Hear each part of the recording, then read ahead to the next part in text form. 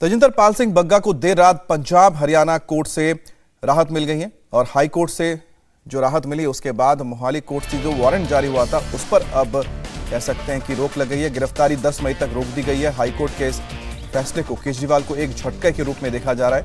High court के इस फैसले के बाद बीजेपी केजरीवाल पर बग्गा को लेकर ज्यादा हमलावर हो गई।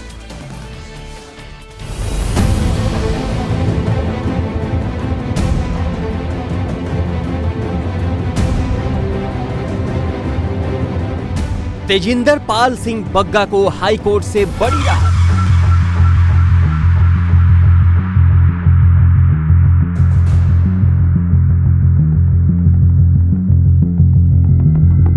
मोहाली कोर्ट के अरेस्ट वारंट पर हाईकोर्ट का बड़ा फैसला।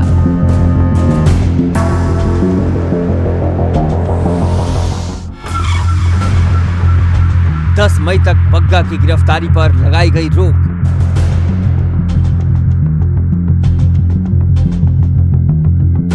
केजरीवाल को 2 दिन में कोर्ट से 2 झटके।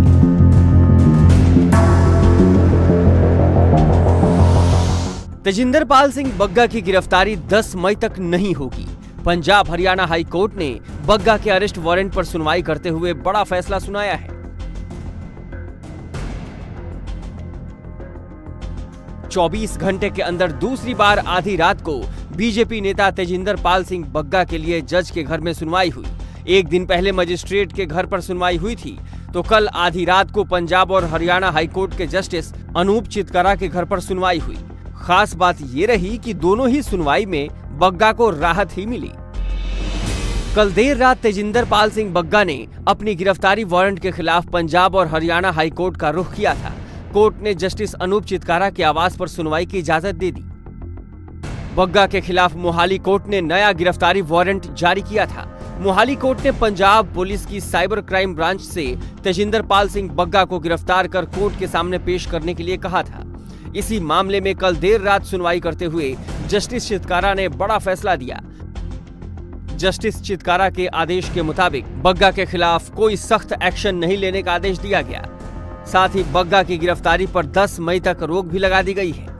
हम इस वक्त खड़े हैं चीफ जो जस्टिस हैं अनूप चितकारा उनके घर के बाहर पर, और यहाँ पर जो तेजिंदर बग्गा है उनकी तरफ से वकील पेश हुए और पंजाब सरकार की तरफ से जो एडवोकेट जनरल हैं अनमोल रतन वो यहाँ पर पेश हुए, और यहाँ पर बाकायदा जो एडिशनल एडवोकेट जनरल है सतपाल जैन वो भी यहाँ पर थे, और जो तेजिंदर बग्गा की तरफ से जो एडवोकेट थे अनिल मेहता वो यहाँ पर पेश हुए। और जिस तरह से ये जो गिरफ्तारी की तलवार जो थी तेजिंदर बग्गा के ऊपर जब नया वारंट जो है वो जारी हुआ उसके बाद उनके ऊपर गिरफ्तारी की तलवार लटक रही थी, उसको अब राहत जो है वो मिली है।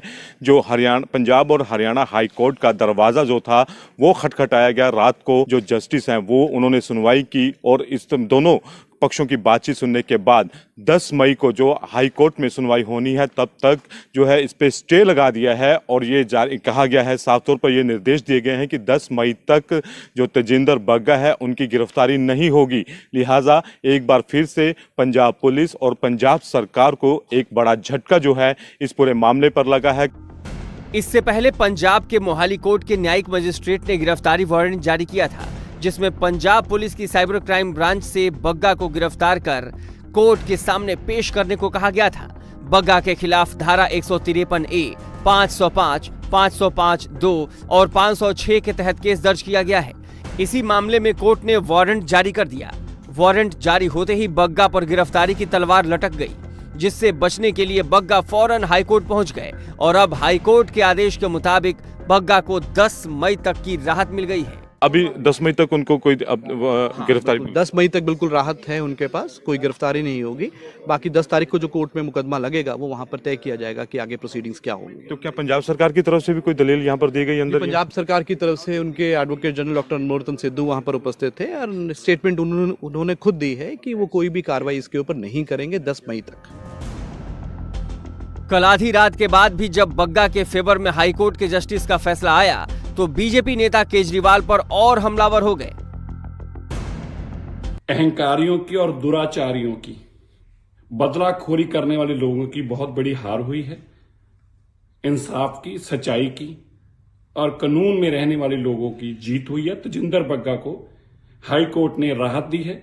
नो कोरहेसिव एक्शन, उसको अरेस्ट नहीं किया जा सकता अगली तारीख तक, और 10 मई को अगली तारीख है। अरविंद केजरीवाल जी को जरूर एहसास हुआ होगा कि आप बदलाखोरी की एक सीमा होती है, आपने सारी सीमाएं नांग दी। क्यों आप एक सिख नौजवान को पंजाब पुलिस के पास तो जाके उससे टॉर्चर करवाना चाहते थे? क्यों उनको पिटवाना चाहते थे? कैसी मानसिकता आपकी, इतनी गिरी हुई घटिया मानसिकता, और ये आपकी सोच है कि आप लोगों को पिटवाना चाहते हैं, टॉर्चर कराना चाहते हैं? क्या देश ने आपको पंजाब की सत्ता इसलिए दी है? शर्म आनी चाहिए अरविंद केजरीवाल जी। और मैं तेजिंदर बग्गा को और उनकी माता जी को बधाई देता हूं। आज मदर्स डे के ऊपर उनको सबसे खूबसूरत तोहफा मिला है, जो उनके बच्चा जिसको पुलिस ले जाकर पीटना चाहती थी, आज कोर्ट ने इंसाफ दिया है और वो घर वापस लौट कर आया है। केजरीवाल बनाम बग्गा की इस सियासी जंग में एक तरफ जहां अरविंद केजरीवाल को कोर्ट से एक के बाद एक 2 झटके लगे हैं, तो दूसरी तरफ बीजेपी केजरीवाल एंड कंपनी के एक्शन पर दिल्ली से लेकर पंजाब तक हमलावर है। शनिवार को बीजेपी ने दिल्ली में सीएम अरविंद केजरीवाल के घर के बाहर प्रदर्शन किया, तो चंडीगढ़ में भी तेजिंदर पाल सिंह बग्गा पर पंजाब पुलिस के एक्शन के खिलाफ सीएम भगवंत मान के घर के बाहर मोर्चा खोला गया, प्रोटेस्ट किया गया और नारेबाजी हुई।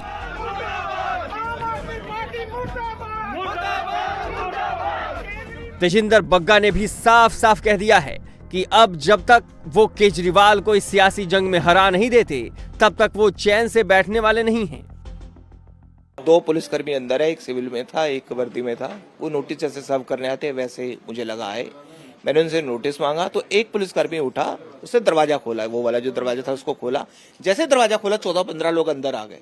मैंने और मेरे से फोन छीन लिया। पिताजी ने जब रिकॉर्डिंग करने की कोशिश की, पिताजी से फोन छीन लिया और दोनों से मारपीट की। उसके बाद उन्होंने क्या किया कि मुझे उठा के मैंने कहा कि मुझे पटका बांधने का मौका दो, मुझे चप्पल पहनने का मौका दो, वो नहीं दिया, कोई वारंट नहीं दिखाया और सीधा मुझे उठा के जिप्सी के अंदर डाल दिया। 7-8 लोगों ने मिलके जैसे कोई आतंकवादी होता है। तेजिंदर पाल सिंह बग्गा को लेकर परसों रात द्वारका कोर्ट और कल रात पंजाब हरियाणा हाई कोर्ट के फैसलों ने केजरीवाल को झटके पर झटके दिए हैं। इसलिए इस बार पंजाब पुलिस को हर कानूनी बारीकियों को ठीक से समझकर कदम बढ़ाने के निर्देश दिए गए होंगे, और ये निर्देश किसने दिए होंगे ये आप अच्छी तरह समझ सकते हैं।